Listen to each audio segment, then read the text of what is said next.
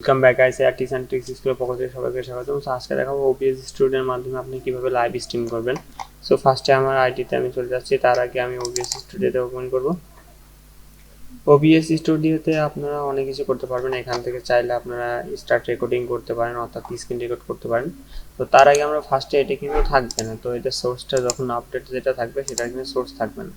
এখান থেকে আমরা প্লাস আইকনে ক্লিক করব। ক্লিক করার পরে আমরা এখান থেকে ভিডিও সোর্স করব, যে কোথা থেকে আমরা সোর্স নেব। অর্থাৎ আমরা ডিসপ্লে ক্যাপচার করতে পারি, মানে পুরো ডিসপ্লেটা ক্যাপচার হবে। আর যদি ইমেজ করি শুধু ওই ছবিটা দেখাবে। অর্থাৎ এখান থেকে আপনি যে জিনিসটা সিলেক্ট করবেন শুধু ওইটাই দেখা যাবে। তো আমরা এখন ডিসপ্লে ক্যাপচার করব। সো আমরা ডিসপ্লে ক্যাপচার করার জন্য ডিসপ্লেতে ক্লিক করলাম এবং ডিসপ্লে ক্যাপচার নামে একটা আসলো, আমি ওকে করলাম। এবার আমি এখান থেকে এখানে আমার ডিসপ্লের যে আছে মনিটরের যে রেজুলেশন আছে সেটা কিন্তু আমি করে দিতে পারি, এবং আপনার যদি টপবোর্ড মনিটর থাকে তাহলে কিন্তু এটা দুইটা দেখাবে এখানে। তো এখানে আমি ওকে করলাম। করার পর দেখতে পাচ্ছেন অলরেডি কিন্তু আমার ডিসপ্লে ক্যাপচার অংশটি চলে এসেছে। এবার আমি সেটিংয়ে যাব।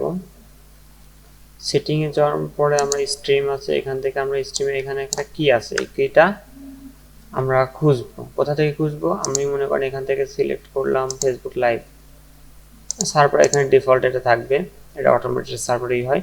তো এখান থেকে আমি গেলাম, ধরুন আমার লাইভে গেলাম, তারপর সিলেক্ট করলাম।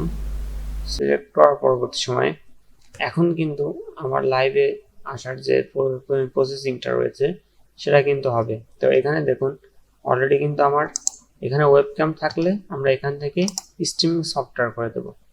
এখান থেকে আমরা এই স্ট্রিমিং কিটি কপি করব। কপি করার পর আমরা ওবিএস স্টুডিওতে চলে যাব, এখান থেকে আমরা পেস্ট করে দিলাম। এবার গেট স্ট্রিম কি, এখানে গেলে কিন্তু আপনার ওই আগের ওইটা অবস্থায় চলে আসবে, আপনারা কিন্তু এখানে ক্লিক করবেন না। তো আপনারা এখানে কি করবেন, অ্যাপ্লাই এবং ওকেতে ক্লিক করবেন। আচ্ছা, এখন কিন্তু অলরেডি আমার এটা অ্যাপ্লাই হয়ে গেছে। তো এখন আমরা চাইলে এখানে স্টার্ট স্ট্রিমিং দিতে পারি। তবে এখানে উল্লেখযোগ্য বিষয়, সেটিং থেকে বেশিরভাগ ইউটিউবার যেটা বলে না, আউটপুট থেকে আপনি কিন্তু আপনার ভিডিও যে বিট রেট আছে কমিয়ে নিতে পারেন যদি আপনার লো হয়, এবং ইন্ডিকেটর প্রিসেট করে নিতে পারেন। তো এখান থেকে আপনি ওকে করলেন। করার পরবর্তী সময়ে আপনার এখানে আবার আমরা কিন্তু চলে যাব। চলে যাওয়ার পর দেখুন কানেক্ট টু ভিডিও সোর্সের এখানে কিন্তু অলরেডি চলে আসছে কমপ্লিট পোস্ট ডিটেল। আমরা এখানে টাইটেল একটা কিছু দিতে পারি, যাই হোক এটা দিতে পারি আমি টেস্ট, টেস্ট। এবং এখান থেকে আমরা ওবিএস স্টুডিও থেকে এখানে স্ট্রিম করলাম।